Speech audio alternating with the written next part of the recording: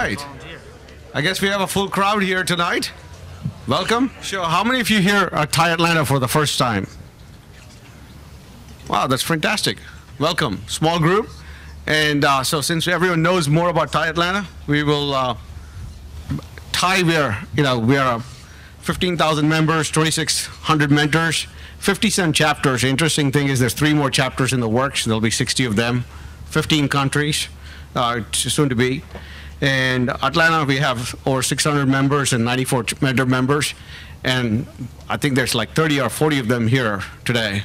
So my name is David Cummings, and I love this topic of bootstrap or fundraise. So many entrepreneurs come and ask for ideas or advice or guidance, and one of the main, most popular topics is around bootstrapping or fundraising. What I want to do is I want to start it off for the panelists tonight in 3 sentences or less. What is your advice on bootstrapping or fundraising? Let's get right to the meat of the discussion. And we'll kick it off to TJ. All right, can everyone hear me? So in 3 sentences or less, if you have the money, fight.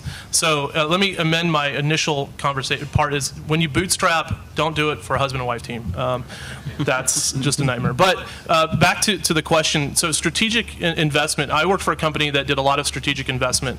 And strategic investment makes a lot of sense in a lot of cases, but in a lot of cases it's really difficult. I worked for a small company that took strategic investment from a large company. And when you get strategic investment, it's like a lot of other kinds of investment. But in this particular case, we were sort of promised a lot of things that didn't come to fruition. Our roadmap was beholden to theirs, and that became really difficult for us to execute and understand our own vision. We became subservient to theirs. So my advice, and this is true of really any kind of investment, not just strategic, but be careful of who you work with. Make sure that your visions align. Make sure that they understand what you're trying to accomplish, and that something comes out of it that's beneficial for both of you. So that's my bootstrap and strategic investment kind of thoughts. You know, the whole full of crap factor, right? You essentially have so many people that you're going to talk to about give me money, talk to me. It's just monotonous and very time consuming. And essentially, a lot of times you're either a fundraiser or you're an operator. And splitting the time between focusing a lot more, unless you just have a business that absolutely requires it. If you haven't proven what the model is, you haven't proven what the metrics are, you haven't proven this kind of stuff. I'll kind of cover a little of that. Raising money is consuming.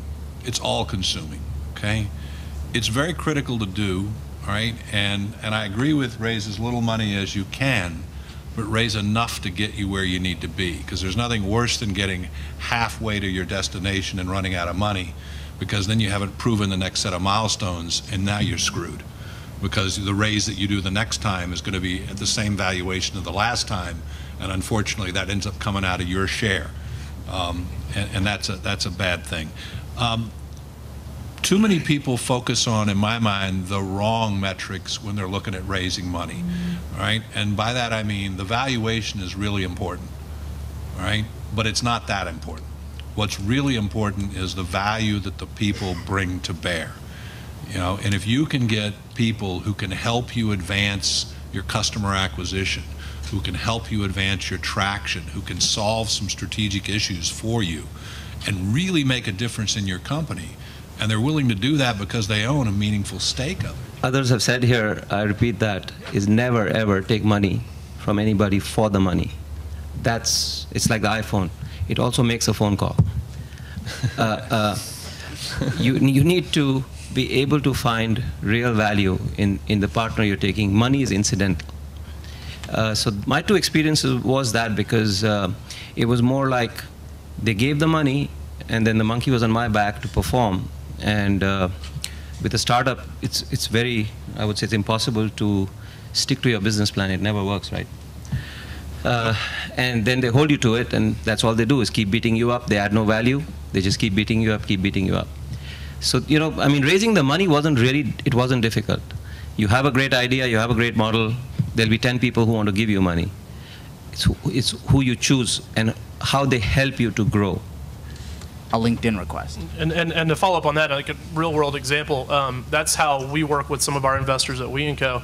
We literally built kind of relationships over the course of 6, 8, 9, 10 months before the conversation of investing came up. And what that does is that breeds a sense of trust. It gets you to a point where they trust you, you trust them, you have good working relationship, and they're helping you. And the money is just one additional piece to that puzzle. So I think that's really, really good advice in terms of for the entrepreneurs in the room. So does anybody know when the best time to raise money is? When you don't need it. Bingo. So remember that. The best time to raise money is when you don't need it. So obviously that makes for a tough situation when oftentimes you do need the money, which is why you are raising the money. But keep that in mind when things start to take off or when things start to perform even better than expected. If you are going down the route of raising money, when you don't need it is the best time to start talking to people. And like was said earlier, building relationships well in advance of making the ask for money is one of the best ways to do it. The next topic, next question for the panel here is, what are some characteristics of technology startups that lend themselves well to bootstrapping? So what are some characteristics or types of business models that lend themselves to being bootstrapped startup companies? Anybody want to jump in? Short sales cycles, quick payment processing, ones that you can get customer revenue in fairly quickly is one. Capital light. A business that you can, to me the perfect one right now is if you can find a business you can put in the cloud, all right, that all of your cost structure is variable, all right, and you can variabilize everything. All right. I remember, this is a long time ago, when I was in grad school, we did a case study. A company was doing $20 million a year in revenue and about $9 million a year in profit. And it was 2 guys. They did a mail order catalog.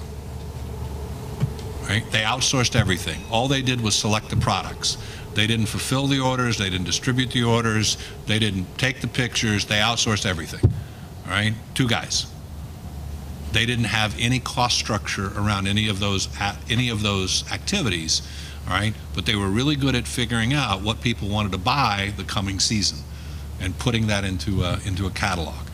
So if you can figure out how to build a business with not much in the way of fixed cost, with all variable costs tied to transactions, even if that costs you a little bit more on the front end.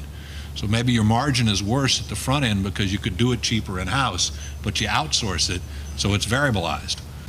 Yeah, I think you need to decide where you are in your life cycle, and if you can get by without raising money, wonderful.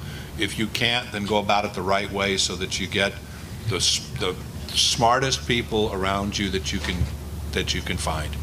Their money is secondary. You want their brains. This is one time where I won't talk and just agree with everybody else. I'll say build relationships and understand the community, understand the investor community. Great. Let's give a round of applause to the panelists.